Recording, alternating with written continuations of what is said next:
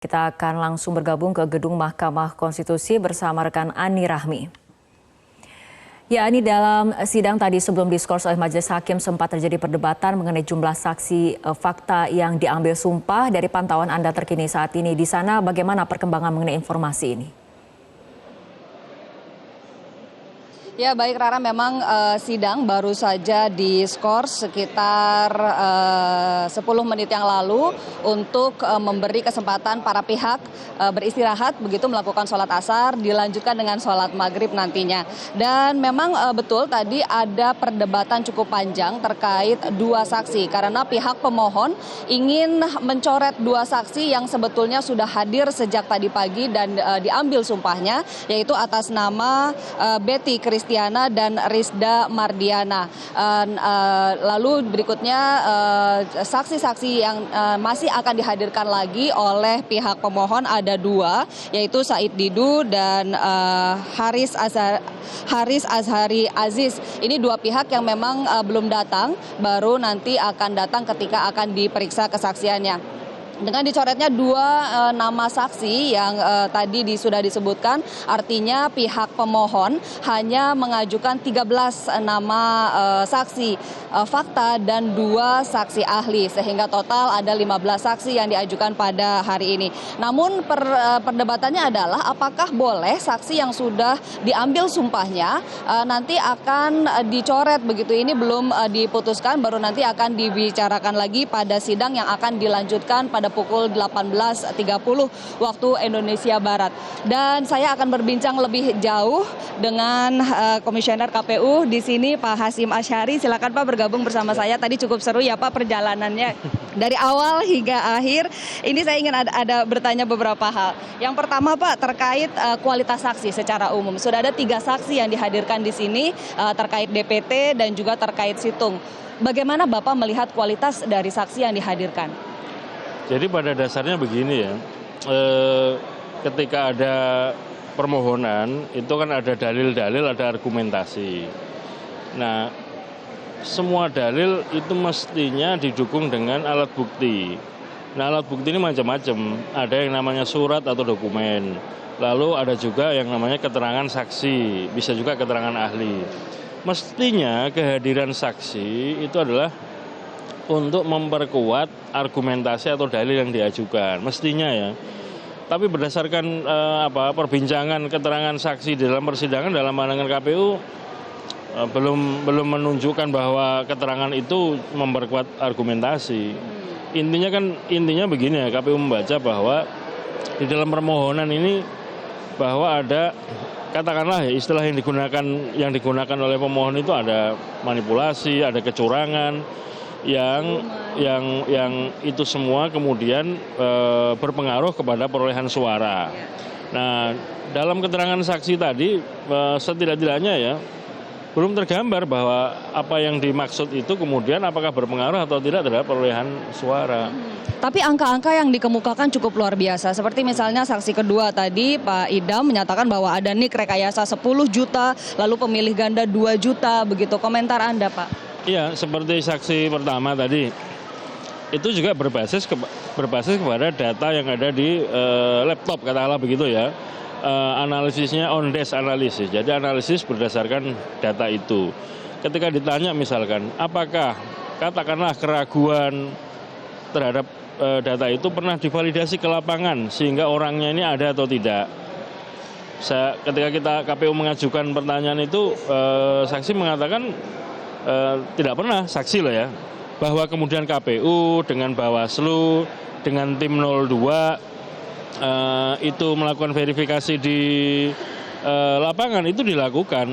Tapi kan yang kita dengarkan keterangan adalah keterangan saksi mengatakan tidak pernah melakukan verifikasi lapangan, apakah nama by name ya, by number jumlah orang, lalu kalau by name disebut-sebut itu dicek di lapangan ada atau tidak, nggak pernah melakukan itu. Termasuk jadi menurut Anda? Yang kedua, data analis keterangan saksi yang kedua yang menyebut analisis data pemilih ganda, kemudian kode kecamatan Siluman, lalu NIK-nya yang manipulasi, pemilih di bawah umur misalkan ya.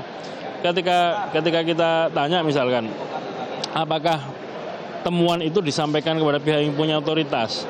Karena yang dianalisis DPT, pertanyaannya kan apakah pernah disampaikan oleh KPU? Karena kalau itu benar, maka kemudian ada manfaatnya kan bagi KPU untuk melakukan sejumlah koreksi.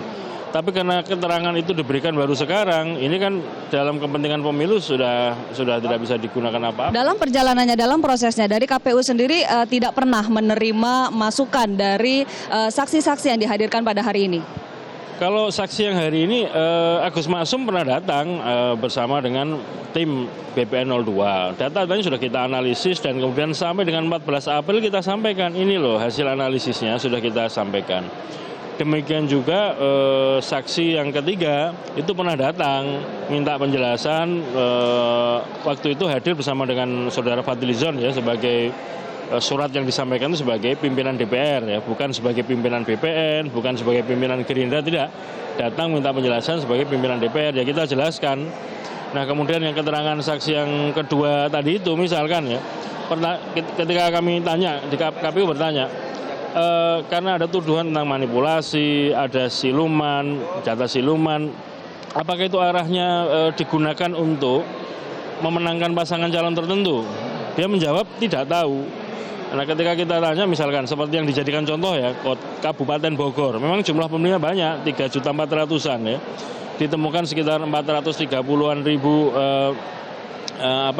NIK yang bermasalah.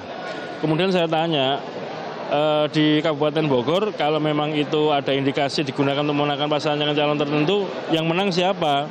Di Kabupaten Bogor nyatanya yang menang 02. Kemudian di Provinsi Sulawesi Selatan, dia karena orang Makassar ya, lalu analisisnya difokuskan di sana, dia menyebut temuan-temuan yang besar. Ketika kami tanya misalkan di Sulawesi Selatan yang menang 01 atau 02? 02 gitu.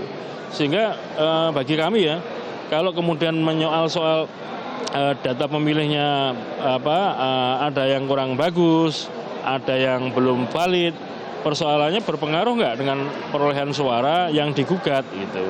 Justru kan sebaliknya, di daerah-daerah yang dia sebutkan bermasalah data pemilihnya yang menang 02 pemohon. Itu yang menjadi keanehan tersendiri ya Pak ya. Nah ini juga terkait saksi Hermansyah Pak, saksi ketiga. Beliau menyebutkan bahwa merujuk khusus pada situng. Situng bermasalah katanya, ada delay dan ada intruder. Dan situng yang bermasalah menunjukkan ada yang salah dengan real count. Bagaimana Anda mengomentari pendapat seperti itu atau kesaksian seperti itu? Tadi ketika saksi itu ditanya apakah ada hubungannya untuk penentuan siapa calon memperoleh berapa lalu siapa pemenangnya, dia menyatakan angka-angka dalam situng tidak berpengaruh, tidak digunakan untuk penentuan itu. Bagi kami ketika yang bersangkutan memberikan keterangan seperti itu sudah cukup. Artinya ya keterangan yang disampaikan tidak memperkuat dalil apapun tentang situng digunakan untuk katakanlah ya indikasi manipulasi, kecurangan. Nyatanya enggak, karena yang artinya saksi mengatakan itu tidak ada pengaruhnya. Dari 3 saksi yang sudah dihadirkan, semua tidak berpengaruh terhadap hasil perolehan pemilu, begitu? Dalam pandangan KPU, tapi sekali lagi ini kan pandangan KPU, karena nanti bagian akhir yang akan menilai semuanya kan majelis ya. Dalam pandangan KPU, keterangan saksi yang dihadirkan belum ada yang relevan memperkuat katakanlah argumentasi-argumentasi di dalam permohonan. Sehingga kami di antara 3 saksi tadi kan sampai ada 1 saksi yang KPU tidak mengajukan pertanyaan.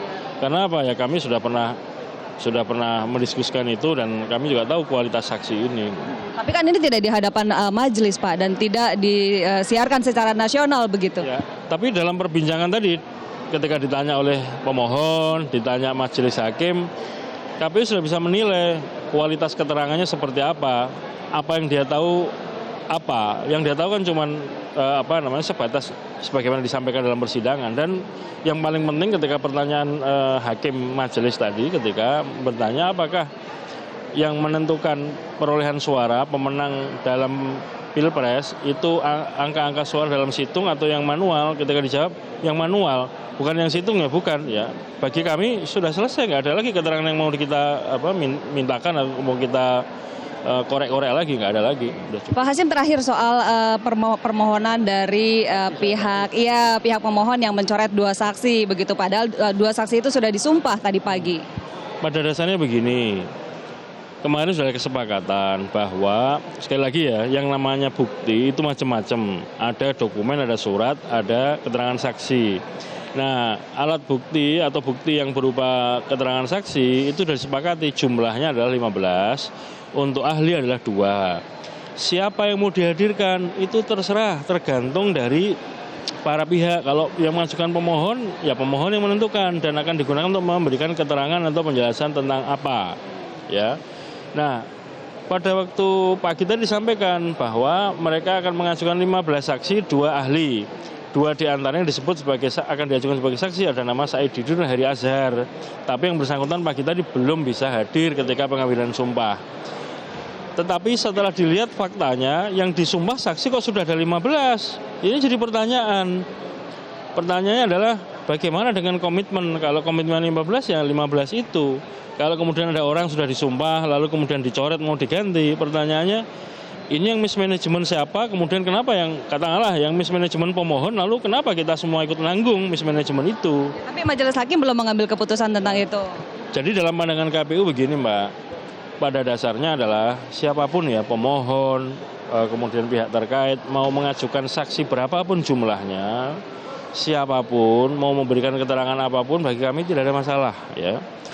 Tetapi yang paling penting komitmen tentang 15 saksi, 2 ahli itu yang harus kita pegang bersama-sama. Dan KPU menyerahkan sepenuhnya kepada majelis untuk memutuskan tentang apakah jumlah saksi yang akan dihadirkan tetap seperti yang sudah disumpah atau tidak. Kami sepenuhnya mengikuti itu. Baik, Pak Hasyim Asyari, terima kasih banyak sudah bersama kami.